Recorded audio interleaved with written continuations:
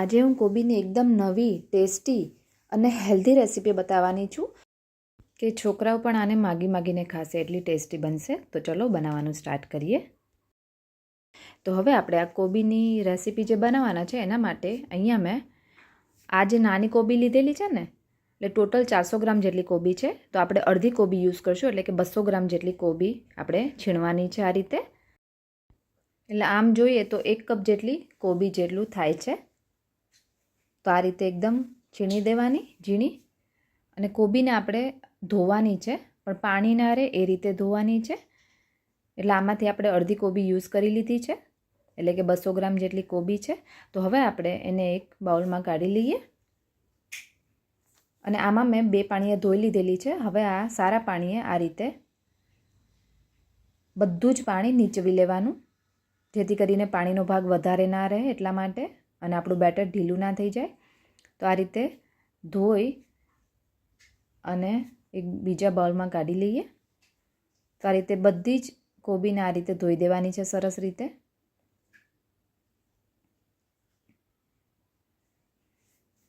હવે એ જ રીતે સેમ આપણે ગાજરને છીણવાનું છે. તો અહીંયા મેં એક ગાજર લીધેલું છે. એટલે આ ગાજર એટલે કે આપણે અડધો કપ જેટલું થશે. તો આ રીતે એને છીણવાનું છે એને પણ. હવે ગાજરે એટલું નાખી દઈએ, અડધો કપ જેટલું. અને એક તીખા મરચાંની પેસ્ટ લીધેલી છે. જો તમે બાળકો માટે કરતા હોય તો તમે ઓછું યુઝ કરી શકો છો, કાં તો લાલ મરચું યુઝ કરી શકો છો. અને અડધી ચમચી આપણે આના અંદર નાખવાની છે આદુની પેસ્ટ. હવે અહીંયા મેં ભાજી લીધેલી છે મેથીની, ઓપ્શનલ છે, પણ નાખશો તો એકદમ ટેસ્ટી લાગશે. એટલે 1/4 કપ જેટલી ઝીણી સુધારેલી મેથી નાખી છે, અને 1/4 કપ જેટલી ઝીણી સુધારેલી કોથમીર એડ કરી છે. હવે આના અંદર મેં અહીંયા ચણાનો લોટ અડધો કપ અત્યારે હું નાખી રહી છું. પહેલાં બધું મિક્સ કરીએ, પછી વધારે નાખીશું, અને ટેસ્ટ પ્રમાણે મીઠું એડ કરીએ. અને અડધી ચમચી હળદર નાખવાની છે, અને 2 ચમચી આપણે સફેદ તલ નાખવાના છે. એનાથી બહુ જ ટેસ્ટી લાગશે, એટલે તલ નાખજો તમે પણ. અને બધી વસ્તુને આ રીતે હાથેથી મિક્સ કરવાનું છે. આ રીતે આપણે લોટ બાંધીએ ને એ રીતે પહેલાં મિક્સ કરી દેવાનું બધું. અને જરૂર પ્રમાણે આપણે લોટ અંદર એડ કરતા જઈશું ચણાનો. હજી આપણે અડધો કપ નાખી દઈએ છીએ લોટને, અને ફરી બધી વસ્તુ મિક્સ કરીએ. હવે જો આ રીતનું થયું છે એટલે થોડું આપણે પાણી એડ કરવાનું છે. એટલે ટોટલ અહીંયા મેં 1/4 કપ જેટલું પાણી એડ કર્યું છે, અને 2 કપ ચણાનો લોટ લીધેલો છે. જો આ રીતે બેટર થવું જોઈએ. હવે એના અંદર આપણે અહીંયા ઈનો નાખવાનો છે, ફ્રૂટ સોલ્ટ. કાં તો તમે જો અહીંયા હું 1 ઈનો યુઝ કરીશ, એટલે કે 1 ચમચી જેટલો થાય. અને તમે જો ખાવાનો સોડા યુઝ કરતા હોય તો તમારે અડધી ચમચી જેટલો કરવાનો. હવે ઈનો એક્ટિવેટ કરવા માટે અહીંયા મેં અડધું લીંબુ નીચવ્યું છે, અને 1 ચમચી તેલ, જેથી કરીને આપણા જે બનશે રેસીપી એકદમ સોફ્ટ બનશે. આ રીતે તેલ એડ કરી અને ધીરેથી આ રીતે હલાવી દેવાનું છે. અને આને એક ડાયરેક્શનમાં જ હલાવવાનું છે. આને એકદમ આપણે ફટાફટ નથી હલાવવાનું, પણ ખાલી ઈનો મિક્સ થાય એ પ્રમાણે જ હલાવવાનું છે, એટલે ધીરે ધીરે. તો જો આ રીતે બની ગયું. હવે અહીંયા મેં ઢોકળિયું એક મૂકેલું જ હતું ગરમ થવા, જ્યારે આપણે બેટર બનાવતા હતા ત્યારે. આમાં તમે વાટકીમાં પણ આ વસ્તુ મૂકી શકો આ રીતે. અને અહીંયા મેં ફટાફટ બને એટલા માટે મેં અહીંયા ઇડલીનું સ્ટેન્ડમાં જ બનાવી દઉં છું, જેથી કરીને 5 જ મિનિટમાં આપણી રેસીપી રેડી થઈ જશે. આપણો હેલ્ધી બ્રેકફાસ્ટ રેડી થઈ જશે. એટલા માટે હું ઇડલીની જેમ જ એને બનાવી રહી છું. અને પાણી તમે જોઈ શકો છો એકદમ ઉકળી ગયું છે. તો એના અંદર આ ઇડલીનું સ્ટેન્ડ મૂકી દઈએ. તમારે જો નાની નાની વાટકી હોય તો તમે વાટકીમાં પણ આ રીતે મૂકી શકો છો, પણ એમાં થોડો ટાઈમ લાગશે. આમાં ફટાફટ બનશે, એટલે હું આને 5 મિનિટ માટે હાઈ ફ્લેમ પર જ થવા દઈશ. 5 મિનિટ પછી આપણે ચેક કરી લઈએ. તો તમે જોઈ શકો છો ઇડલીની જેમ આપણા ઢોકળા કહો કે ઇડલી કહો તમે, કે આપણા મુઠિયા કહો, એ બધી વસ્તુ રેડી થઈ ગઈ છે. જો ચોંટતું જ નથી ચપ્પુમાં, એકદમ ક્લીન નીકળે છે બહાર. એટલે કે 5 જ મિનિટનો ટાઈમ લાગ્યો છે. 5 મિનિટમાં આપણું બેટર રેડી હોય તો આ બ્રેકફાસ્ટ ફટાફટ બની જાય છે. તો બાળકોને જ્યારે ટિફિનમાં લઈ જવું હોય, કાં તો આપણે બહાર કંઈક ગયા હોય ને લઈ જવું હોય, તો તમે આ રીતે ઇઝીલી બનાવીને એને ખવડાવી શકો છો. અને આ ટેસ્ટીની સાથે સાથે એટલો હેલ્ધી છે, એટલે તમે જરૂરથી ટ્રાય કરજો એકવાર. અને 2 મિનિટ મેં આને ઠંડી થવા દીધી હતી. પછી આપણે એને કાઢીએ એટલે આખી નીકળશે, તૂટશે નહીં. તો તમે જોઈ શકો છો એકદમ સુપર સોફ્ટ બની છે. જુઓ, જો તમને મારી આ કોબીની રેસીપી ગમી હોય તો મને કમેન્ટ કરીને જરૂરથી કહેજો. બાળકો શું મોટા પણ માગીને ખાશે, એટલી સરસ બનશે. તો તમે પણ આ રેસીપી જરૂરથી ટ્રાય કરજો. તો જો મારી રેસીપી ગમી હોય તો વિડીયોને લાઇક કરવાનું ના ભૂલતા અને મારી ચેનલને સબસ્ક્રાઈબ કરી દેજો. ચલો બીજા પ્રકારનો નાસ્તો જોઈ લઈએ. આજની રેસીપી એટલી બધી ટેસ્ટી છે ને કે તમે જોઈને જ કહેશો કે નિકિતા પહેલાં કેમ ના કીધું. આટલી બધી ટેસ્ટીની સાથે સાથે એટલી હેલ્ધી પણ એમ. તો જો એકવાર તમે આ બનાવશો ને તો લોકો તમારા દીવાના થઈ જશે, કારણ કે એટલું બધું સરસ છે ને નાસ્તો ખાવામાં, એકદમ આમ ચટપટો ને ટેસ્ટી. એટલે જે લોકો ખાશે તમારા વખાણ કરતા નહીં થાકે. તો ચલો ફટાફટથી બનાવવાનું સ્ટાર્ટ કરીએ. તો સૌથી પહેલાં તો અહીંયા મેં પાલકની અડધી જુડી લીધેલી છે. એટલે થોડા પાલક, 250 ગ્રામ પાલક હોય ને એમાંથી મેં અડધી રાખી અને અડધી લઈ લીધેલી છે. તો આ રીતે ઉપરથી પહેલાં દાંડી કાઢી, કૂણા પાન હોય ને પાલકના એ હું લઈ લઉં છું. અને પછી એને પ્રોપર એકદમ સરસ રીતે ધોઈ લેવાની. અને ધોઈ અને આને આપણે કટ કરી લઈશું. તો આ રીતે મેં થોડા જ પાન લીધા છે. તમે જો ઈચ્છો તો વધારે પણ પાલક નાખી શકો, પણ પાલક વધારે હશે ને તો કલર થોડો કાળો પડી જશે, એકદમ આમ સરસ નહીં રહે. એટલે ઓછા પાન રાખશું ને તો વધારે સારું. એટલે મેં અડધી જ પાલક લીધી છે. તો એને પ્રોપર ધોઈ લીધેલી છે. હવે આને આપણે રફલી ચોપ કરી લઈએ. તો હું ગમે તે રીતે આને કટ કરી લઉં છું થોડા. અને પાલકનો કેવો જનરલી એટલો ટેસ્ટ નથી હોતો, પણ એનો કલર પણ સરસ આવે છે અને ખાવામાં આમ કહેવાય ને શરીર માટે બહુ જ સારી. તો આ સિઝનમાં પાલકનો યુઝ તમારે કરી લેવો. પણ પાલકની સાથે તમે એવા ઇન્ગ્રીડિયન્ટ એડ કરશો ને તો એનો ટેસ્ટ ઓર વધી જતો હોય છે એમ. એટલે શરીર માટે બહુ જ સારું છે. તો આ રીતની રેસીપી ક્યારેક તમારે ટ્રાય કરવી જરૂરી છે. તો આ રીતે કરી લેજો. તો આને હું મિક્સર જારમાં લઈ લઉં છું. અને 5 થી 6 અહીંયા મેં ફુદીનો લીધેલો છે, પાન, ફુદીનાના 5 થી 6 પાન. એટલે અહીંયા ફુદીનાનો ટેસ્ટ બહુ મસ્ત આવતો હોય છે, એટલે હું એડ કરું છું. અને નાનું અડધું લીંબુ નાખું છું. આ એટલા માટે કે એનો કલર, ફુદીનાનો અને પાલકનો કલર એવો ને એવો ગ્રીન, એટલે કે લીલોછમ જળવાઈ રહે, એના માટે આપણે લીંબુ એડ કરીશું. હવે આમાં હું થોડા મસાલા એડ કરીશ. બહુ સિમ્પલ મસાલા છે, એટલે બહુ સિમ્પલ વસ્તુમાંથી જ આ બની જશે. અને આમાં ટેસ્ટ પ્રમાણે મીઠું એડ કરી દઉં છું. અને અહીંયા મેં જો દૂધી લીધેલી છે, તો આમાં આપણે દૂધીનો પણ યુઝ કરીશું. એટલે બહુ બધી આમ કહેવાય ને હેલ્ધી રેસીપી જે ગણાય ને એમાંની આ એક રેસીપી છે. તો અહીંયા તમારા ઘરે જેટલા શાકભાજી હોય, તમારે જે નાખવાની ઈચ્છા હોય ને તો આ રીતે નાખવા. એટલે બાળકોથી લઈ મોટા બધાને ભાવે અને આપણા શરીરમાં જરૂરી વસ્તુ પણ મળી રહે. એટલા માટે આ રીતનો જ્યારે તમે ચટપટો અને ટેસ્ટી નાસ્તો કરો ને ત્યારે આ રીતના કંઈ ને કંઈ તમારે અલગથી એડ કરી દેવા શાકભાજી, જેથી કરીને બાળકો પણ ખાય. તો અહીંયા મેં થોડો દૂધીનો કટકો લીધેલો, તો એને પણ આ રીતે કટ કરી અંદર એડ કરી દીધો છે. અને આમાં હું પાણી અત્યારે નથી નાખતી, પણ પછી આપણે પાણી નાખીશું. આમનામ જ એની પેસ્ટ બનાવવાની, એટલે કે ક્રશ કરવાનું છે. તો તમે જોઈ શકો છો આમાં થોડા પાણીની જરૂર લાગે છે, તો થોડું આપણે એડ કરીએ અને ફરી આપણે એને ક્રશ કરી લઈએ. તો એકદમ સ્મૂથ પેસ્ટ રેડી થઈ જશે જો આ રીતનું. તો અહીંયા આપણે 1 કપ જેટલો રવો લીધેલો છે. રવાને પહેલેથી મેં ચાળી અને સાફ કરેલો જ છે. તો અહીંયા તમે કોઈ પણ રવો લઈ શકો, ઝીણો કે મોટો. અને એની અંદર જે પેસ્ટ બનાવેલી હતી, એટલે કે પ્યોરી, એને આપણે અંદર એડ કરી દઈએ. અને આ મિક્સર જારની અંદર જ હું થોડું પાણી નાખીશ અને પાણીથી એને ધોઈ અને ફરી આપણે આના અંદર એડ કરી દઈએ.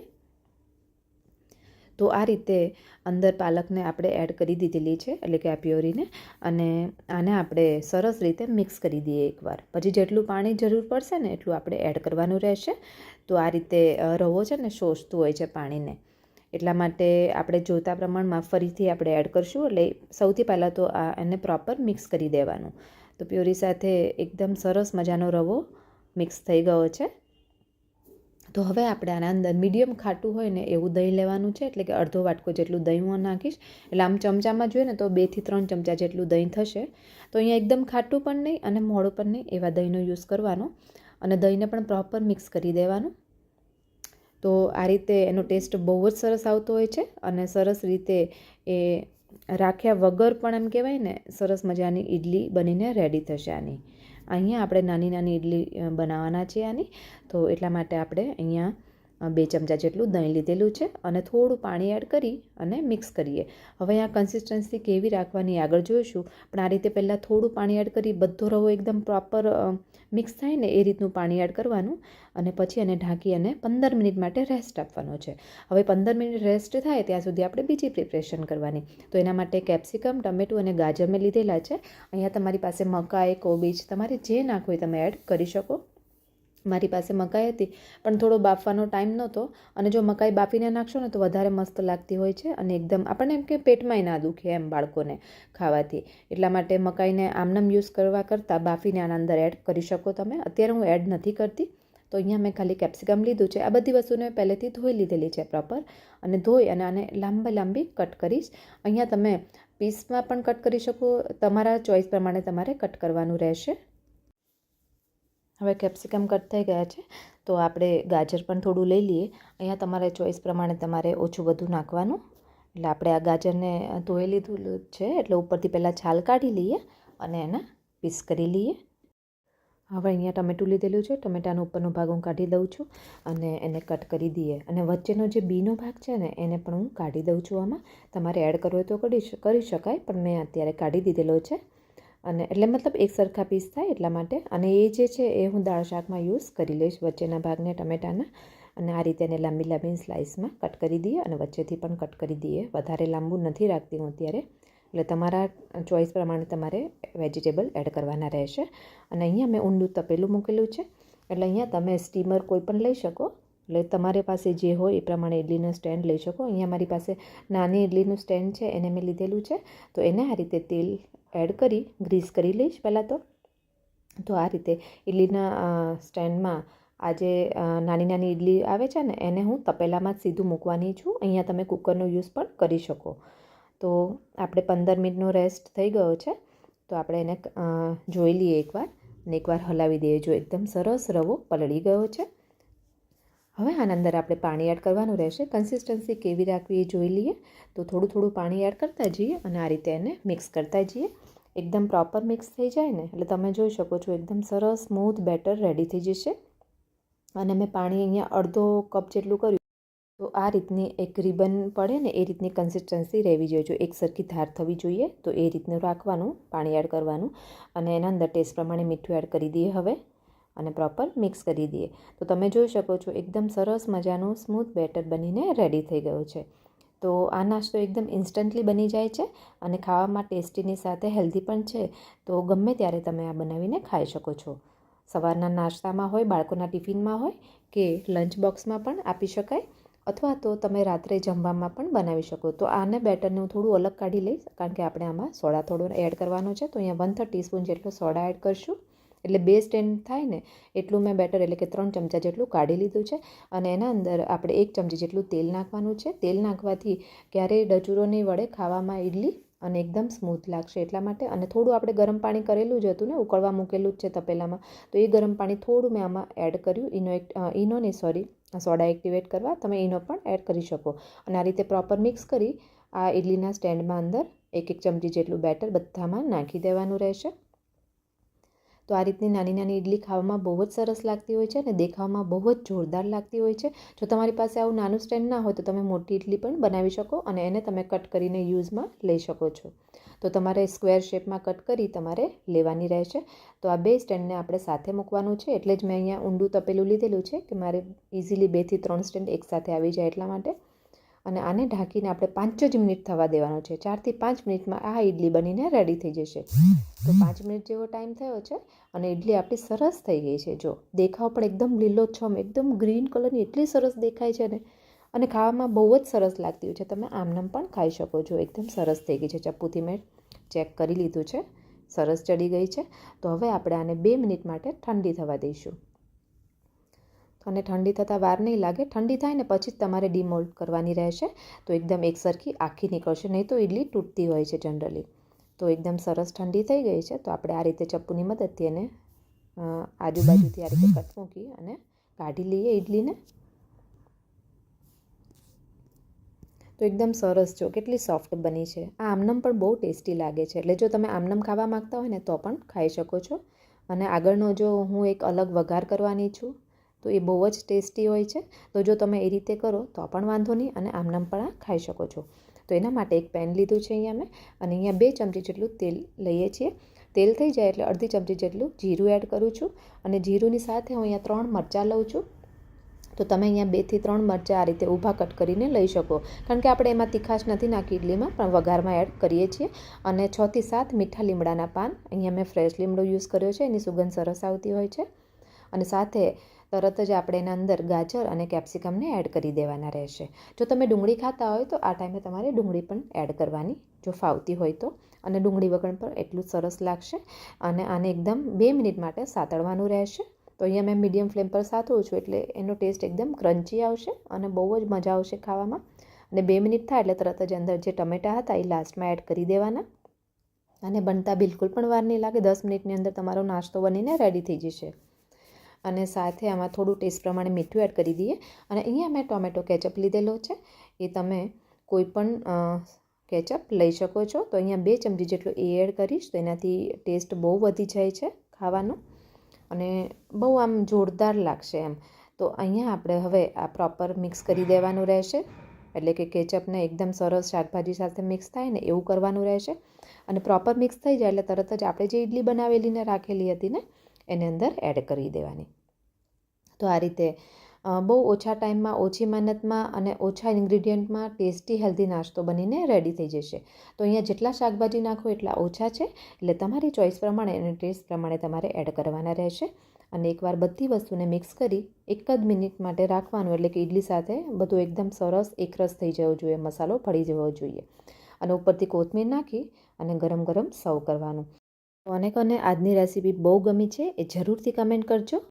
જો હજુ સુધી મારી ચેનલને સબસ્ક્રાઈબ ના કરી હોય તો મારી ચેનલને સબસ્ક્રાઈબ પણ જરૂરથી કરી દેજો. તો ચલો ફરી મળીએ એક નવી રેસીપી સાથે. Thank you.